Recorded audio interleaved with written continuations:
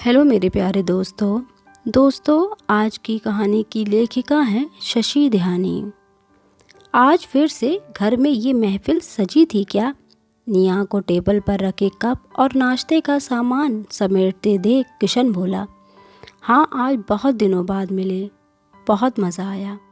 तुम्हारा सिर दर्द नहीं होता इतने लोगों को देखकर, उनकी बातें सुनकर? इसमें सिर दर्द की क्या बात है? मुझे तो लोगों से मिलना, बातें करना अच्छा लगता है। ये थे निया और किशन। दोनों की शादी हुए 8 महीने ही हुए थे। कहने को तो पंडित जी ने शादी के वक्त 36 के 36 गुण मिलने का दावा किया था, लेकिन असल में उनके एक गुण भी नहीं मिलते थे। किशन कम बात करने, गंभीर स्वभाव और दुनियादारी की परवाह करने वाला था। उसके दोस्त भी कम थे। उसके उलट निया हंसमुख, साफ दिल, बातूनी, जल्दी से दोस्त बनाने वाली और बेपरवाह थी। दोनों के विपरीत स्वभाव होने पर कभी निया ने किशन से कोई शिकायत नहीं की।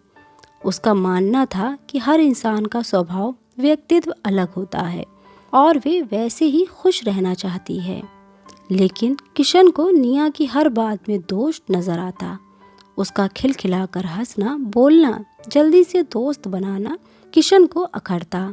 किशन 30 साल से इस सोसाइटी में रहता था, लेकिन उसने कभी किसी से बात करने या दोस्ती करने की जहमत नहीं की, और निया ने 2-4 महीने में ही सोसाइटी के अधिकतर लोगों से दोस्ती कर ली थी।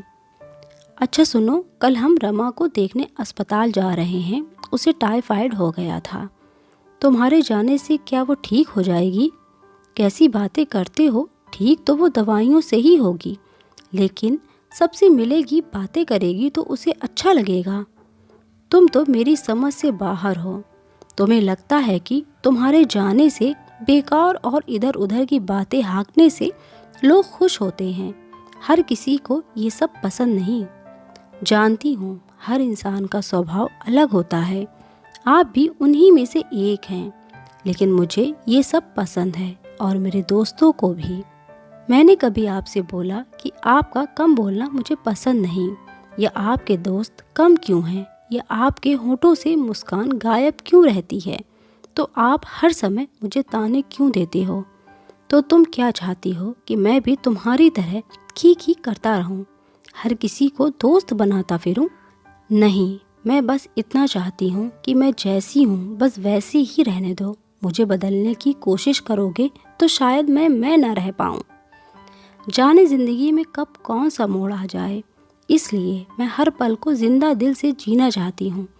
मैं अपने अंतिम पड़ाव पर ये सोचकर मायूस नहीं होना चाहती कि मैंने अपनी खुशी और इच्छाओं का ख्याल नहीं रखा, या दूसरों की खुशी के लिए अपने अस्तित्व को बदल दिया।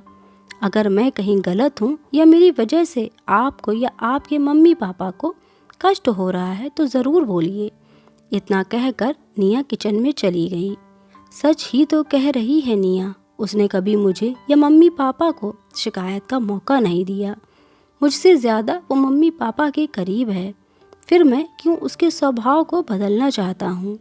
उसने मेरे कम बोलने पर कभी शिकायत नहीं की, फिर मुझे उसका बोलना, दोस्ती करना क्यों अखरता है? उसे याद आया कि पिछली बार जब निया मम्मी की बीमारी के वक्त उनके पास गई थी तो उसकी सहेलियां ही मेरे लिए खाना बनाकर भिजवाती थीं, क्योंकि मुझे बाहर का खाना पसंद नहीं था। निया सॉरी, मुझे ये सब नहीं बोलना चाहिए था। आगे से ऐसी गलती नहीं होगी। अब तो नाराज़गी छोड़ो, किशन ने कान पकड़ते हुए कहा। किशन, मैं नाराज़ नहीं हूँ, बस अपने आप को बदलना नहीं चाहती, और आपसे भी यही उम्मीद रखती हूँ कि आप मुझे मेरे इसी स्वभाव के साथ स्वीकार करें। चलो आज तुम्हारी बुआ के घर चलते हैं। तुम बहुत दिनों से कह रही थी ना। सच, मैं अभी तैयार होती हूँ। निया, तुम्हारा दिल बहुत साफ है। मेरा इतना कड़वा बोलने पर भी गुस्सा नहीं हुई। निया को जाते देख किशन सोच रहा था। दोस्तों, अगर आपको ये कहानी पसंद आई हो तो प्लीज़ वीडियो को लाइक कर दीजिएगा और चैनल को ज़रूर सब्सक्राइब कीजिएगा। Thanks for watching.